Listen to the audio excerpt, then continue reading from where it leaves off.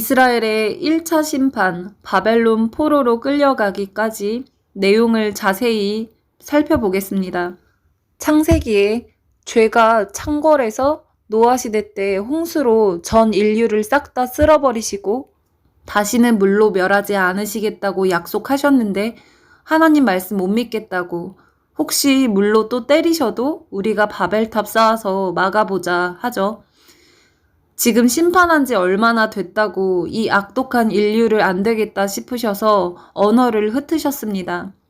그래서 모든 민족이 뿔뿔이 흩어진 다음에 창세기 12장 하나님께서 아브라함을 부르십니다. 아브라함을 부르실 때 목적을 정확하게 얘기해 주십니다. 모든 민족이 너로 말미암아 복을 받을 것이라고요. 내가 너를 하나님을 반역해서 흩어진 모든 민족이 돌아오는 복의 통로 삼기 위해서 불렀다라고 말씀하신 겁니다. 인간적인 힘으로 내가 노력해서 된 거라고 교만치 못하도록 약속하신 아들을 주실 때 사라가 폐경이 될 때까지 주님이 기다리시고 나의 능력에 기인한 어떤 가능성 1도 없고 완전히 인간이 할 수 없을 그때 하나님을 전적으로 신뢰함으로 나오는 그 아들, 그토록 기다려왔던 그 아들, 약속하신 아들 이삭을 주십니다. 그렇게 아브라함, 이삭, 야곱, 요셉. 요셉은 가족들을 애굽으로 이주시켜서 쭉쭉쭉 번성을 하고요. 그런 다음 모세를 통해서 다시 출애굽시켜 가나안 땅에 인도를 하시는데요.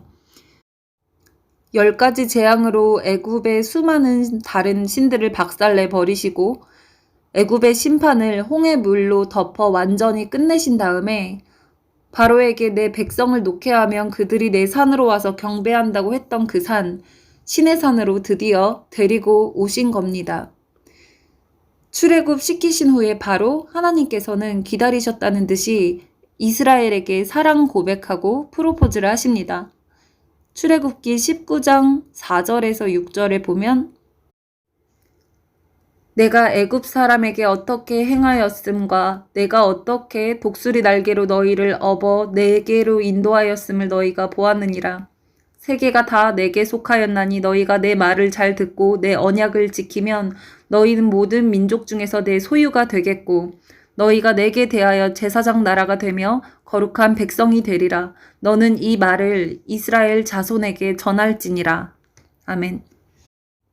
이게 모세에게 하시는 말씀입니다. 아브라함에게 너로 민족을 이루겠다고 하는 이 약속을 이행하시는 겁니다. 이스라엘에게 지금 너희가 본 것처럼 나밖에 신이 없다. 이 세상은 다 내가 주관하고 다스리는 자다. 너와 내가 언약을 할 건데 언약은 결혼입니다. 이 결혼 관계를 너희가 잘 지키면 결혼할 때 약속한 대로 바람 안 피고 남편만 사랑하면 너희가 나에 대하여 제사장 나라가 될 거다라고 말씀을 하십니다. 이 결혼 생활을 너희가 잘하면 너희 개개인 차원에서만 이 십자가 복음을 잘 믿고 끝나는 게 아니고 너희가 내게 대하여서 제사장 나라가 될 거다. 제사장의 역할은 뭐죠? 하나님과 사람 사이에 통로 역할을 합니다. 이렇게 모든 열방이 하나님께 잘 나아갈 수 있도록 제사장 나라가 되어주는 것, 이게 바로 이스라엘의 부르심이었습니다. 개개인들이 예수님 잘 믿는 것뿐만 아니라 제사장 나라가 되는 것, 복음의 통로가 되는 제사장 나라로 세우시겠다고 하는 게 하나님께서 이스라엘에게 바라시는 바였습니다. 흩어진 열방에게 하나님의 복음의 통로가 되는 것이 이 한 가지 부르심이고 또 이스라엘의 두 번째 부르심이 뭐냐면 제사장 나라로서 하나님의 뜻을 순종하는 국가, 하나님의 뜻을 받들어 국가적인 단위로 행하는 것, 이게 하나님께서 이스라엘에게 기대하셨던 바입니다. 이 내용을 모세에게 말씀하시면서 모세야 너가 이스라엘 백성에게 얘기해줘. 이렇게 하나님께서 프로포즈를 하시는 겁니다. 이스라엘 백성이 8절에 보면 우리가 다 그렇게 하나님 말씀대로 하겠습니다 라고 아멘하고 순종하기로 결정합니다. 그렇게 하나님과 이스라엘 백성은 언약을 맺습니다. 언약은 계약입니다. 어떤 계약이죠? 연합하는 계약입니다. 연합은 여러 가지 뜻이 있는데 첫 번째 본질적인 뜻이 한 몸을 이루는 것입니다. 한 몸을 이루다. 한 몸을 이루는 계약, 이게 결혼이죠. 이렇게 이스라엘과 하나님은 결혼식을 치룹니다.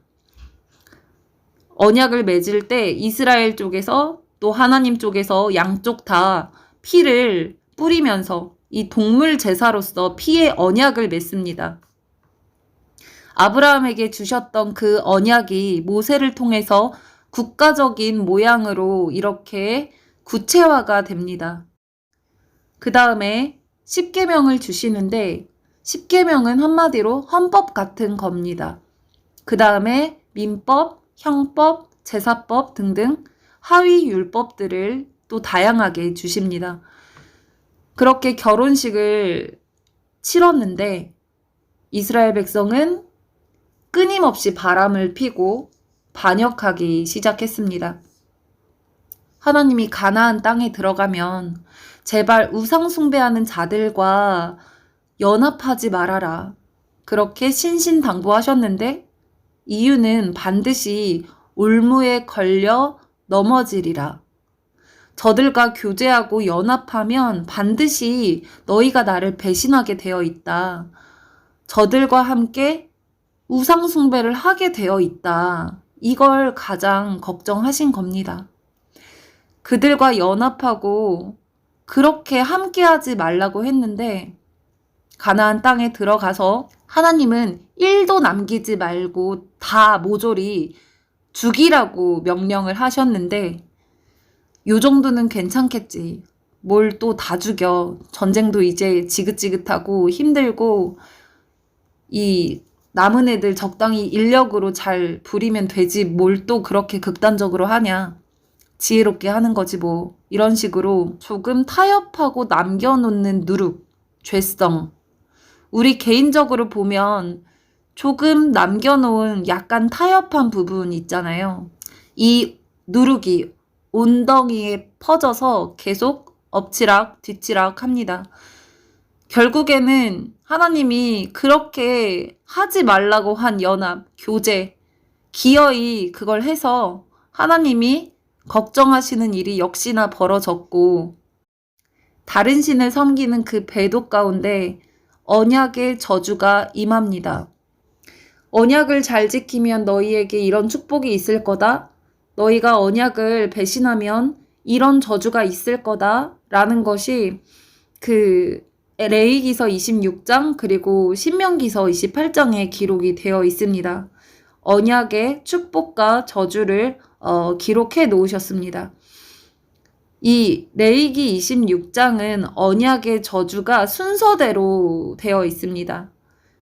레위기 26장 14절부터입니다. 그러나 너희가 내게 청종하지 아니하여 이 모든 명령을 준행하지 아니하며 내 규례를 멸시하며 마음에 내 법도를 싫어하여 내 모든 계명을 준행하지 아니하며 내 언약을 배반할진대 내가 이같이 너희에게 행하리니 곧 내가 너희에게 놀라운 재앙을 내려 폐병과 열병으로 눈이 어둡고 생명이 쇠약하게 할 것이요 너희가 파종한 것은 헛되리니 너희의 대적이 그것을 먹을 것이며 내가 너희를 치리니 너희가 너희의 대적에게 패할 것이요 너희를 미워하는 자가 너희를 다스릴 것이며 너희는 쫓는 자가 없어도 도망하리라. 또 만일 너희가 그렇게까지 되어도 내게 청종하지 아니하면 너희의 죄로 말미암아 내가 너희를 7배나 더 징벌하리라. 내가 너희의 세력으로 말미암아 교만을 꺾고 너희의 하늘을 철과 같게 하며 너희 땅을 놋과 같게 하리니 너희의 수고가 헛될지라. 땅은 그 산물을 내지 아니하고 땅의 나무는 그 열매를 맺지 아니하리라. 너희가 나를 거슬러 내게 청종하지 아니할진대 내가 너희의 죄대로 너희에게 7배나 더 재앙을 내릴 것이라. 내가 들짐승을 너희 중에 보내리니 그것들이 너희의 자녀를 움키고 너희 가축을 멸하며 너희의 수요를 줄이리니 너희의 길들이 황폐하리라. 이런 일을 당하여도 너희가 내게로 돌아오지 아니하고 내게 대항할진대 나도 너희에게 대항하여 너희 죄로 말미암아 너희를 7배나 더 치리라. 내가 칼을 너희에게로 가져다가 언약을 어긴 원수를 갚을 것이며 너희가 성읍에 모일지라도 너희 중에 연병을 보내고 너희를 대적의 손에 넘길 것이며 내가 너희가 의뢰하는 양식을 끊을 때에 10 여인이 한 화덕에서 너희 떡을 구워 저울에 달아주리니 너희가 먹어도 배부르지 아니하리라. 너희가 이같이 될지라도 내게 청종하지 아니하고 내게 대항할진대 내가 진노로 너희에게 대항하되 너희의 죄로 말미암아 7배나 더 징벌하리니 너희가 아들의 살을 먹을 것이요 딸의 살을 먹을 것이며 내가 너희의 산당을 헐며 너희의 분향단을 부수고 너희의 시체들을 부서진 우상들 위에 던지고 내 마음이 너희를 싫어할 것이며 내가 너희의 성읍을 황폐하게 하고 너희의 성소들을 황량하게 할 것이요 너희의 향기로운 냄새를 내가 흠향하지 아니하고 그 땅을 황무하게 하리니 거기 거주하는 너희의 원수들이 그것으로 말미암아 놀랄 것이며 내가 너희를 여러 민족 중에 흩을 것이요 내가 칼을 빼어 너희를 따르게 하리니 너희의 땅이 황무하며 너희의 성읍이 황폐하리라. 아멘. 지금 14절, 15절부터 시작이 되는데요. 너희가 내 언약을 배신하면 온갖 질병이 임한다. 그리고 17절부터는 사회적으로 볼 수 있는 열매가 나옵니다. 누가 쫓아오는 자가 없어도 너희는 도망가게 될 것이고 너희는 적에게 패할 거고 그리고 너희를 미워하는 자가 너희를 다스릴 것이다. 이게 악한 지도자가 다스리게 된다라는 말입니다. 이게 가시적으로 볼 수 있는 언약의 저주 첫 번째 내용입니다. 그 첫 번째 저주가 임했음에도 불구하고 회개를 안 하면 그 다음 단계 하늘과 땅이 철과 녹과 같이 막힌다. 그리고 땅이 소산물을 내지 않고 나무가 열매를 맺지 않는다. 이런 식으로 점점 저주의 강도가 심화됩니다. 사사기 때 보면 범죄하면 언약의 저주이 기록된 대로 바로 이방 민족이 이스라엘을 다스립니다. 이스라엘을 미워하는 자들이 이스라엘을 다스리게 되고 회개하면 하나님께서 긍휼을 베푸사 사사를 세워주셔서 다시 이스라엘의 통치권을 회복시켜 주시고 살만하면 또 죄짓고 그러면 또 이방 민족의 악한 자가 이스라엘을 다스리게 되고 회개하면 또 사사를 세워서 살려주시고 계속 무한 반복되는 게 사사기의 내용입니다. 이게 사사기에서는 언약의 저주 중에서 이 레위기 26장의 그 저주의 순서에서 악한 지도자가 다스리는 그 라인에서 왔다 갔다 하는 거예요. 이렇게 맴매 맞고 회개하고 반복하는 게 본격적으로 사사기 때부터 시작한 구약 역사입니다. 그리고 신명기 28장은 순서대로가 아니고 그 저주의 내용을 하나하나 아주 자세하게 설명이 되어 있습니다. 레위기 26장의 내용 중 19절 하늘이 철과 같이 되고 땅이 녹과 같이 된다. 이 내용이 신명기 28장 24절에 자세하게 풀어서 나와 있는데요. 여호와께서 비 대신 티끌과 모래를 너희 땅에 내리시리니 그것들이 하늘에서 너희 위에서 내려서 필경 너희를 멸하시리라. 이렇게 나옵니다. 여기에서 나오는 비 대신에 내리는 티끌이 미세한 먼지, 미세먼지입니다. 이런 식으로 저주가 진행이 되고 그래도 회개하지 않으면 너희의 숫자가 급격히 감소한다. 그리고 너희의 도로가 황폐해진다. 또 그럼에도 불구하고 회개하지 않으면 한 부엌에서 10가정이 먹게 된다. 경제적 어려움을 뜻하죠. 그럼에도 불구하고 회개하지 않으면 29절 너희가 아들의 고기를 먹을 것이요 딸의 고기를 먹을 것이며 언약의 저주가 여기까지 갑니다. 아들과 딸의 고기를 먹는 정도까지. 근데 이게 끝이 아닙니다. 그 다음이 마지막 저주인데요. 바로 30절부터 33절까지 내용입니다. 내가 너희의 산당을 헐며 너희의 태양 우상을 찍어 넘기며 너희 시체를 그 부서진 우상 위에 던지고 내 마음이 너희를 싫어할 것이며 이게 태양 우상이 히브리 원어로 함만인데요. 함만의 뜻은 태양신입니다. 태양신. 에스겔서 6장에도 하나님께서 태양신을 파괴할 것이라는 내용이 똑같이 나오는데 예레미야와 에스겔이 선포했던 이 내용이 이 언약의 저주 30절부터 33절까지 이어지는 마지막 저주 내용을 인용한 겁니다.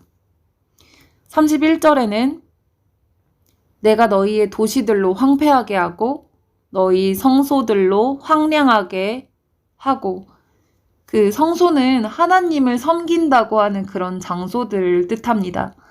그리고 32절 너희 땅은 황무하게 되고 33절 내가 너희를 열방 중에 흩을 것이고 내가 칼을 빼어 너희를 따르게 하리니 너희 땅이 황무하며 너희의 도시가 황폐하게 되리라.